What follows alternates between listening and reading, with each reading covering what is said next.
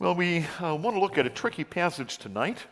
Um, as some of you may have noticed, I tend to do what we call expository preaching, and I work my way through books of the Bible. I try not to go too long at a time. We're working our way through the Gospel of Luke on Sunday mornings, and we do about 7 or 8 weeks in Luke, and then take a break for a few weeks, and then back to Luke, and then a little pause, and back to Luke.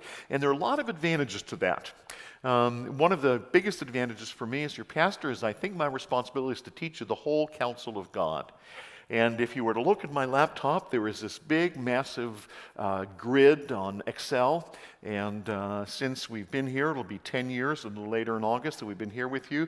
Over those 10 years, I have track of every Sunday morning, every Sunday night, every Wednesday evening. I know what passage we've read. I know what psalm we've read. I know what hymns we've used.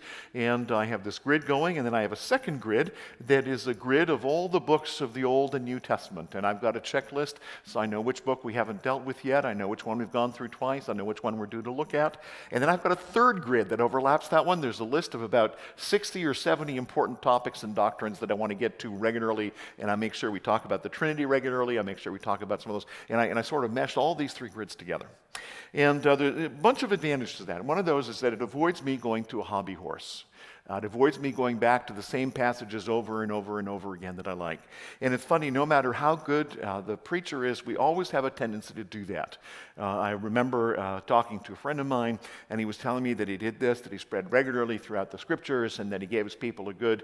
And I challenged him on that, and he sent me a copy of his bulletins from previous years, and I sat down with him, we went through, and we discovered that on the Sunday mornings, over the scope of the 20 years we'd been preaching, almost 40% of them he'd been in the Gospel of John. And he hadn't realized. And I said, look, you spent 40% of, John is a good gospel, but there's 3 other gospels.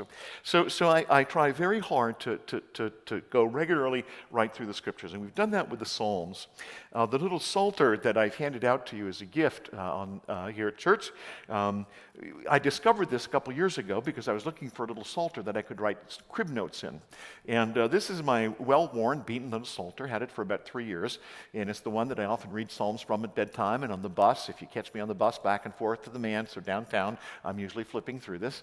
And in the notes on every psalm, I've worked my way through every psalm, and I know which Sunday morning, which Sunday evening we use the psalm, whether we used it as a call to worship, whether I preached from it, whether we prayed from it on Wednesday night.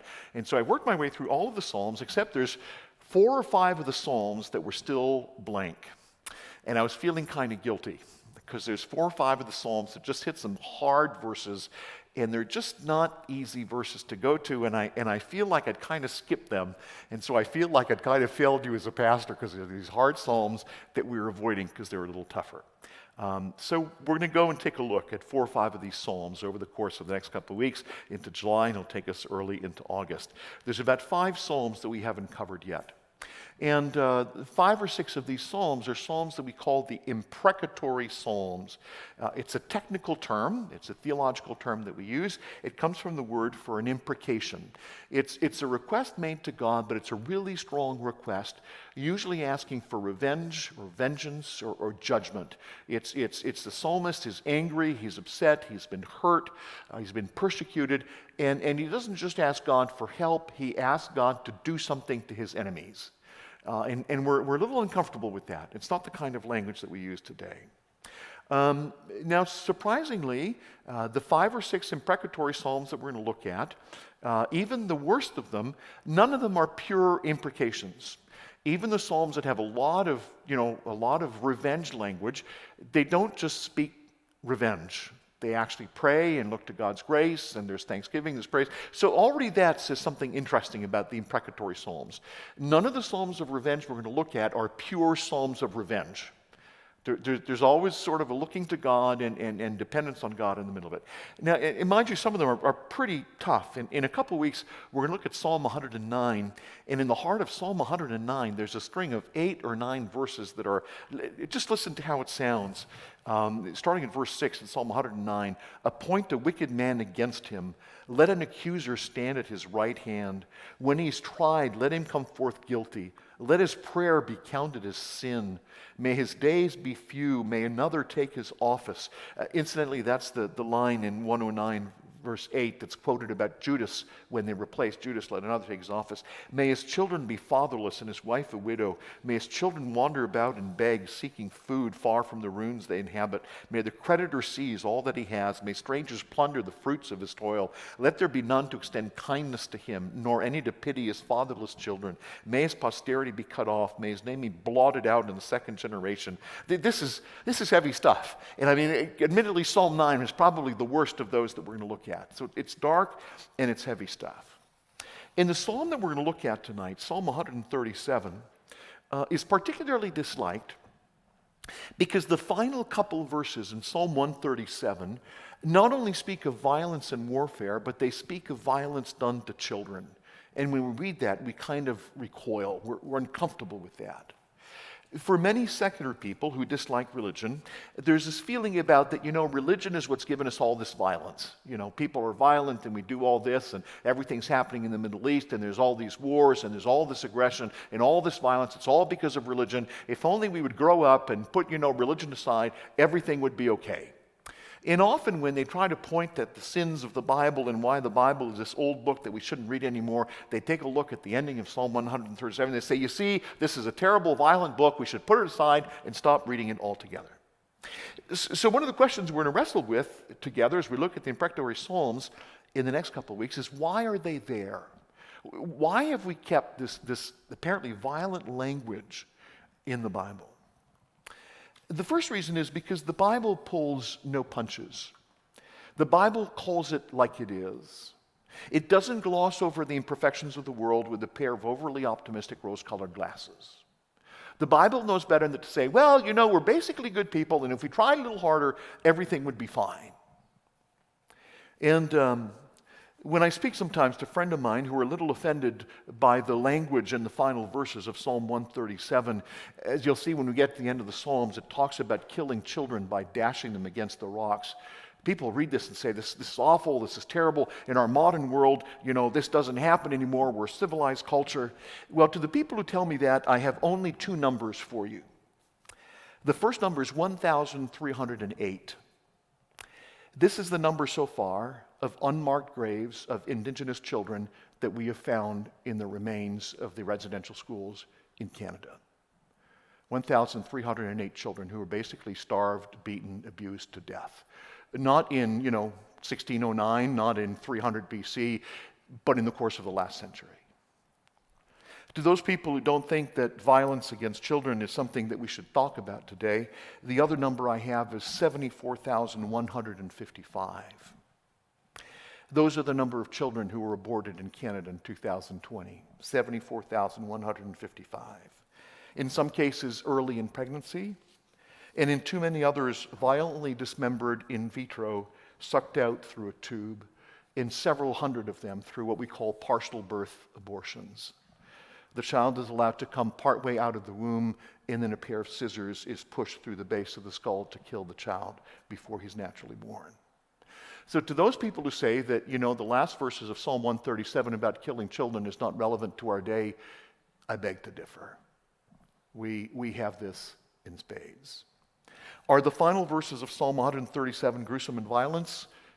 Yes, absolutely. Do I wish they didn't have to be there? Yes, absolutely. But are they irrelevant? Absolutely not. They speak entirely to our day. The other reason these are there is that the Bible is a mirror that's held up to the human soul. It's a mirror held up to our souls, and it shows us exactly who we are and what we are capable of. And to do that, it has to tell the whole unvarnished truth about who we are as human beings. Now, when I say that, some people say, well, yeah, but we don't need the Bible for that.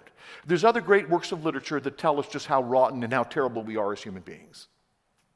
But the Bible does this in two ways that no other piece of literature can do. When the Bible holds the mirror up to my broken, twisted, wicked human soul, that mirror is not being held by one of my peers. It's not being held by another broken human being who has his own faults and sins. When the Bible holds up a mirror to my soul to show me the wickedness that is there, the mirror is in the hands of my Creator. The Creator who made me for something better than this. The Creator who has the unique divine prerogative of calling me to account, of bringing me to justice for my vicious actions. And when the sovereign Creator of life points the finger at us, holds up the mirror to us, and calls us killers of innocent children, his voice resounds with an authority and a dread that nobody else has. The fact that the Bible is a mirror to my soul held in the hands of my Creator makes it able to uniquely speak to me. But just as importantly, when these hard texts of the Bible hold up the mirror to our wretched, sinful soul, it doesn't just point out the problem. It also provides the solution, the cure, and the way to redeem what's broken. And that's part of the process that nobody else can offer. There's an important process of catharsis when we name the sin. There's an important part of healing that comes by speaking the injustice, by naming the sin. We've learned this through the many truth and reconciliation commissions that we've had in Canada and in South Africa and in other places of the world. There's something helpful and cathartic in just naming it and just saying this happened and recognize it and affirming it and confessing it. But that doesn't solve the problem. Only the Bible takes us a step further. Out of the depth of the injustices we've suffered, we cry for vengeance and judgment on the wicked perpetrators, but then we leave it in the hands of the Lord. Over the next couple of weeks, we're going to look at some hard texts together. And we'll consider some of the most poignant of the imprecatory Psalms. But I want to point out before we start that none of them ever encourage us to take violence in our own hands. There'll be moments when we cry out to God. There'll be moments of raw emotion like at the end of Psalm 137 tonight. But the Psalms will never take us to a place where we take the sword in our own hand to exert retaliation, to seek vengeance, or to mete out punishment on the wicked. That is not our job. Never has been, never will be. With that as an intro, Psalm 137. Subtitle, How Shall We Sing the Lord's Song? The psalm is written in 3 couplets, and we'll take them just one couplet at a time, just little pieces of 2 or 3 verses. Psalm 137, if you want to flip with me, starting with the first 3 verses. And I'm reading from the ESV. By the waters of Babylon, where we sat down and wept when we remembered Zion. On the willows there we hung up our lyres. There's a little technical question, by the way, about the willows. Some of your versions will call them poplars. We don't know the Hebrew word. It is a willow, it is a poplar. We've got to guess at a kind of poplar it may have been related to the willows. But if your translation says a poplar instead of willow, don't get bent out of shape. We're not sure that the Hebrew word is one of the two. So by the waters of Babylon, there we sat down and wept when we remembered Zion. On the willows there we hung up our lyres. For there our captors required us of us songs, and our tormentors mirth, saying, sing us one of the songs of Zion. Let's pause there for a minute. Several of the Psalms, like this one, we can date pretty precisely. We know an earliest possible date. In 586 BC, after the people had been warned again and again, the Babylonians arrived. They laid siege to the city of Jerusalem. It was a long, difficult, painful siege. And after several months, they breached the walls and destroyed the city. This came after repeated warnings. In 722, the Assyrians came and they took away the 10 northern tribes. They disappeared and were never heard from again. And over the next 140 years, God warned the southern tribes, largely the tribe of Judah and what remained of Benjamin and some of the Levites. And he said, basically, if you don't fly right, the same thing will happen to you. He saved them once, saved them a second time. But then when the Babylonians came, that was it. We have many external descriptions of these events. We know some of the aftermath of this in part because of the book of Jeremiah and the book of Daniel. The Babylonians had an interesting approach. They did cultural imperialism. Part of this came from the precedents that Alexander the Great had set. Part of this came from their curiosity. The Babylonians would go to all of these countries. They wanted to dominate them, and they also wanted to reap the benefits of all of their best learning. So as they went from culture to culture, from city to city, from nation to nation, they would take the elite of the people. They would take the bright young men like Daniel and his three friends, the men they figured had the most potential for learning. They didn't want to take people who were already instructed because they're already twisted out of shape. They wanted young, impressionable young men that they could make to their hands, but that could bring the learning of their own culture back. And what they were trying to create in the city of Babylon is this massive university with all of the wealth of all of the cultures, all of the learning, all of the science, all of the best music, all of the best theater from all of these different countries, and create this world-class city that was a repository of all knowledge, of all culture, and of everything good. And as for the countries they took over, they didn't want them to have any ideas of revolt and revolution. And so, interestingly, they did two things. They would come and they would skim off the top, the brightest and the best and the most promising. They would take them into captivity. They would generally annihilate the ruling class. Anybody that was a king, that was a prince, anybody else, they killed because they didn't want any revolt coming from a would-be king who thought he still had some authority. And they would leave in the homeland just the remnants, the destitute, the uneducated, the poor, just whatever was left. And then in Babylon, they would immerse them in the best of Babylonian culture. You remember what happened to Daniel and his friends. He doesn't get placed in the little poor favela on the outside of the city. He gets taken to Babylon, to the court, to the palace of the king. And there he has access to all of the best things of the palace: the good wine, the good food, the good education, the tutors, the mentors. He would have rubbed shoulders with the other learned young men from all of the other cultures, all of the other people. He would have had access to the king's harem. He would have access to all of the services that were available to the nobility. And they were creating this elite population. Now notice that as these people come, surprisingly, they're captives. You'd think they were slave laborers, but they're not, actually. They sat down by the rivers of Babylon. What's being described here are the nice, posh, luxury areas of the city of Babylon. These are some of the young men, like Daniel, who are not being worked to the bone as slave labor. That was another class of people. These are the privileged elite. And in the beautiful areas of the city of Babylon, sitting by the rivers, by the irrigation canals, in downtown Babylon with all of the best that's there, they're sitting by the willows and by the poplars. It seems they're hanging around the hanging gardens of Babylon, the beautiful areas of the city. They're in the luxury areas. They're in the university. These are privileged people. They have been immersed in the best of the Babylonian culture. Verse 3 sounds like a taunt. There are captors required of us songs, and our tormentors mirth, saying, "Sing us one of the songs of Zion." And to be sure, there's some of that in there. But a few of the commentators think, they're making fun of them, saying, our God beat your gods. Your God is no good. You're not singing the happy songs of Jehovah now, are you? Because we beat Jehovah. It's not entirely a taunt. The reason they've been brought there is to bring their culture with them. The Babylonians wanted to get all of the culture of all these different peoples. Notice something interesting. They've brought their lyres with them. I don't know if you ever thought about that. We have this picture that when the Israelites are taken captive, taken by force to Babylon, they're stripped naked, chained, and forced marched to Babylon with only one or two things they can carry with a handful of food. These are the musicians, apparently. These are the elites of the culture of Israel. They have brought their musical instruments with them. And when the Babylonians asked them to sing us a song of Babylon,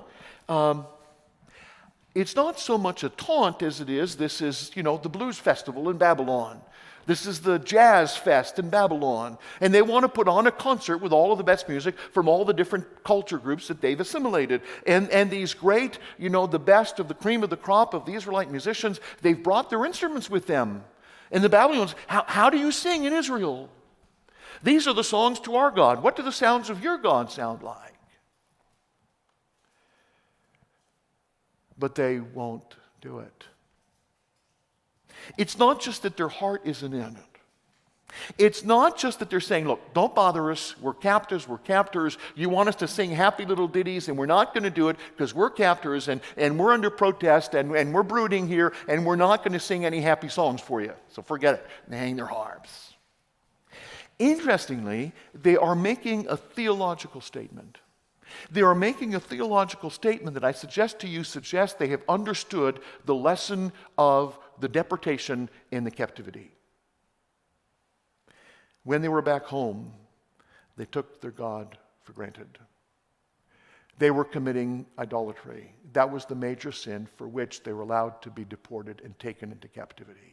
When they were back home, they were doing syncretism.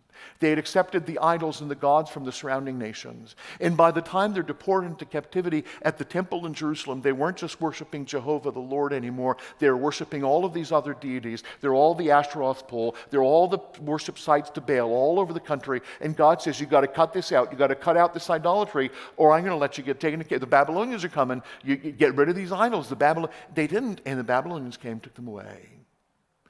And now here they are in Babylon, and it's Culture Fest.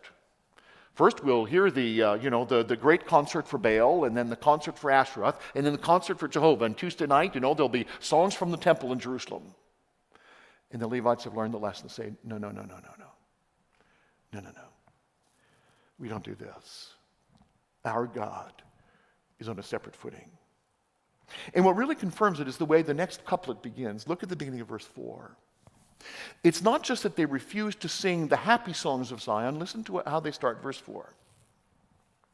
How shall we sing the Lord's song in a foreign land? See if we can skip to that next slide with verse 4, step it in. How shall we sing the Lord's song in a foreign land? The issue is not that they're upset and they don't want to sing happy songs. The issue isn't that you're taunting us and we're upset and you want happy songs and we're captives and we're not going to do it. These are the Lord's songs, and we won't sing them in foreign territory. The worship of the holy and mighty God is not a nightclub act for the entertainment of the Babylonian nobles.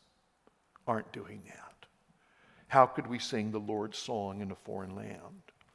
If I forget you, O Jerusalem, let my right hand forget its skill. These are guitar players. I don't think they had pianos, but pianists, they understand what they're saying. Musicians say, if I can't sing in Jerusalem anymore, I ain't singing no more. Let my tongue stick to the roof of my mouth. Not really good if you're a singer. Let my roof stick to the tongue of my mouth if I don't remember you, if I do not set Jerusalem above my highest joy.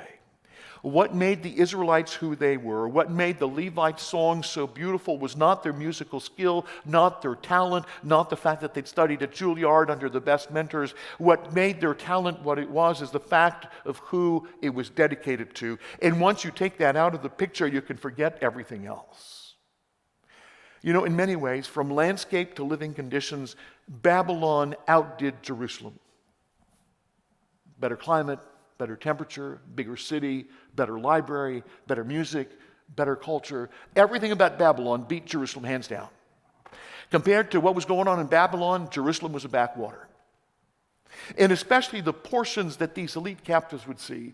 These elite captives taken from Jerusalem are in one of the wonders of the world, the hanging gardens of Babylon, the willow trees, the poplars, the rivers, the irrigation channels, downtown Babylon. They have arrived. This is the metropolis of the world with all of the education, all of the culture, and they say, this is nothing because God's not here. And where God is not, we won't sing the Lord's songs. This isn't Jewish nationalism. This isn't just because they're homesick for their little city back home. This is about the presence of God. This is about the psalmist's highest joy. In captivity, they have finally understood what they failed to understand when they were back home before they were deported. That nothing equals God. That God is the only God. And this is the best indication that they've learned the lesson of the deportation. They now desperately missed the God they had wandered away from. When they're back home in Jerusalem, in the temple, they'd taken it for granted. They'd let other idols in. They'd committed idolatry. And now here they are in a foreign land. And man, wish we were back. If only we were back in Jerusalem. If only we were back in the temple. And this sets the tone for the final verses, these hard final verses. You need to understand a little bit about the day of the fall of Jerusalem to get the impact of the last couple of verses in the psalm. The day of the fall of Jerusalem we know about from the scriptures, from the book of Daniel a little bit, from Jeremiah. Jeremiah wrote the book of Lamentations after watching the fall of Jerusalem. We worked our way through that on Sunday evenings a couple months ago. And we have information from outside sources. After a very long siege of a number of months through into one of the winters, the walls were breached. The people who were still in the city of Jerusalem when the walls were breached were so confident that God would not allow them to be taken that they took refuge in the temple courts. And the Babylonians, after breaking through the outside walls, broke into the temple courts. And then the people pulled back and recessed into the holy place, and the Babylonians broke in. And finally, when the Babylonians broke in through the temple and started burning into the ground, there's a bunch of them that had actually hidden out in the Holy of Holies, in the holy place where only priests. They were so confident that God would never allow the holy place to be taken that they were shocked when the Babylonians broke through, ripped the curtain, and walked into the holy place. And then as they were taken away, some of the refugees managed to escape. And they ran to the next closest place to Israel. And the next closest place to Jerusalem is in the territory of Edom. Now, the Edomites are half-brothers of the Jews. The Jewish people are the descendants of Jacob. The Edomites are the descendants of Esau. And so all of these people who were suddenly, they were being taken by force into captivity. They ran to the Edomites and said, "Help us, you are half-brothers, help us." And the Edomites turned on them. And we're told that the Edomites, they took the Jewish refugees, came to them for refuge. They stripped them naked, marched them back, and sold them back to the Babylonians, who then took them away into captivity. And the Edomites watched as the walls were destroyed, as Jerusalem was stripped and burned to the ground. And then when the people are marched away, there's the awful details that we have. We have this in part from Josephus and a couple of other writings. There were so many captives to be taken away at one time that the Babylonians couldn't afford to chain them all. So they had to find a way to get them all to behave so that they would all march in group without going through the expense of making chains. And so they used fishing hooks. They put fishing hooks into their flesh. And when you got a fishing hook deep in your flesh, you can't pull against it. You can't run. You can't, because you got this. And the fishing hooks with little lines were cheaper than chains. And so there were hundreds of people just marched together with these fishing hooks into their flesh, just to pull them away. And as a final gesture of vicious cruelty, and this was done for a couple of reasons, as a final gesture of vicious cruelty, all the young children and the babies were killed on sight before the march began. This was done for two reasons. From a practical perspective, they wanted to speed the walking process. They needed to get this horde of thousands of forced captives back to Babylon as quick as you can. And when you have children too young who are walking, they slow down the process. So any of the children below a couple years of age were just killed. They just get in the way. And the second reason that this is that they did not want any ideas of revolt in any of the people they captured.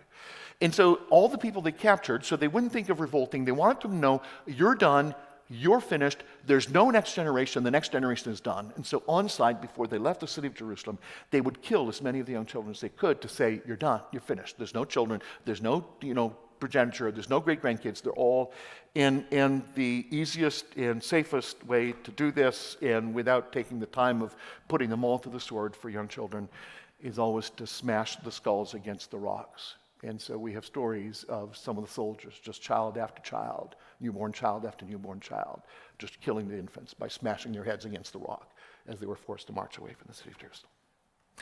And so the writer who has seen this writes with his emotion still raw about what he calls the day of Jerusalem, starting at verse 7 in Psalm 137. Remember, O Lord, against the Edomites, the day of Jerusalem, how they said, lay it bare. lay it bare. The Edomites stood there watching and mocking, going, strip it down, burn it, burn it. O daughter of Babylon, doomed to be destroyed, blessed shall be he who repays you for what you have done to us. Blessed shall be he who takes your little ones and dashes them against the rock.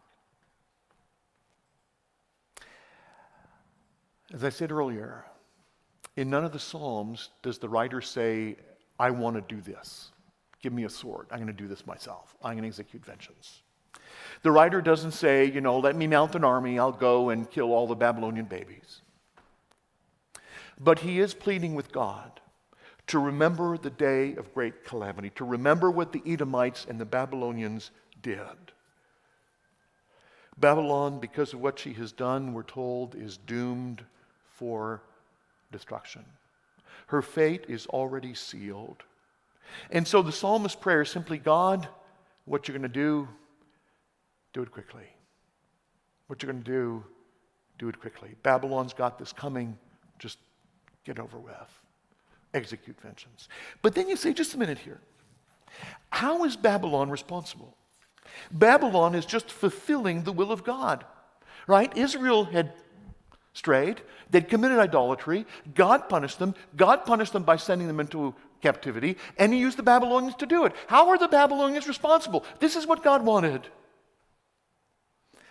There's this neat series of verses that we find almost verbatim in Matthew, Mark, and Luke about Judas. There's this question about Judas, and Jesus makes an interesting comment. Listen to what Jesus says about Judas. The Son of Man must be betrayed. That's the way it's got to be. The Son of Man must be betrayed. But woe to the man by whom it will be betrayed. It would have been better for him never to have been born. Babylonians were the tools of God to execute his punishment on the Israelites. But nevertheless, what they did was inhumane, vicious, cruel, and inexcusable. And so the psalmist cries out for the justice of God. I had an interesting conversation after a recent sermon. I told you this morning that after Sunday mornings I get a lot of feedback, and a lot of it actually is very helpful. And when I prepare to preach, I've got 3 or 4 empty seats in front of me, and they ask me, what about this? What about that? I imagine a few of you sitting there poking holes in my sermon, asking about the things I haven't thought of.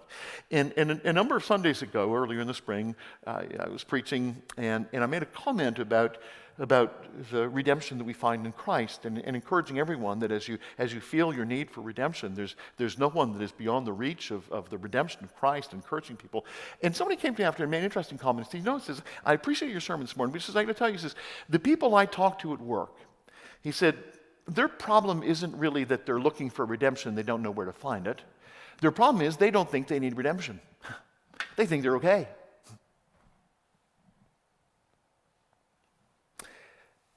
They're basically fine, thank you very much. Along with many other things they do, the imprecatory psalms like this one underline the ugliness and the horror of sin. And this one in particular draws the line between Babylon and Jerusalem, and it uses the two cities as euphemisms for what they represent. I want to suggest that most people around you and I today are pleasantly living by the waters of Babylon. They're sitting comfortably among the picturesque willows and poplars. They're living the lives of culture and ease and luxury. They're completely oblivious to the fact that their lives are idolatrous immorality, and that it's a profound insult to their Creator whom they are ignoring and refusing to worship and obey. They're going on completely oblivious to how deeply their lives are offending the God who created them.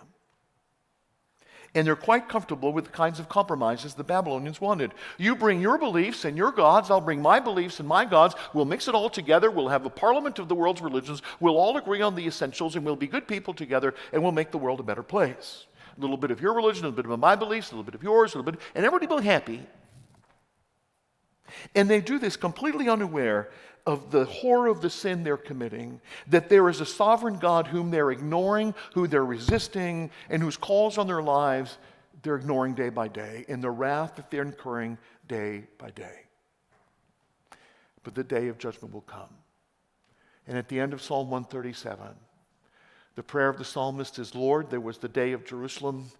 Let's have the day of Babylon. He's praying for Babylon to have its day, like Jerusalem had its day. For you and I as believers, as we get to the end of Psalm 137, I think there's three things we need to take home. I think there's a warning about how easily we accept to just be subsumed into the evil surrounding structures of the culture around us.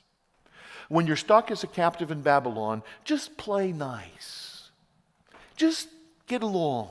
You know, they've got their religion, you got your religion, they got their gods, they got your God, you know, meet in the middle, you know, take half their gods, they'll take a third of your God and mix in the middle. It's okay. And Psalm 137 says, you can't do this. You can't sing the Lord's songs in Babylon. It doesn't work. Because God is unique. Because God is alone. He's sovereign. And he takes no challengers and no usurpers to his glory and to his throne. So the first thing for us as Christians is a warning that even as we sing in Babylon, even as we sit in Babylon, we can't sing the Lord's songs as if everything was okay. The second thing is that there's an encouragement to help those around us wrestle with the consequences of what they're doing in the lives that they're living.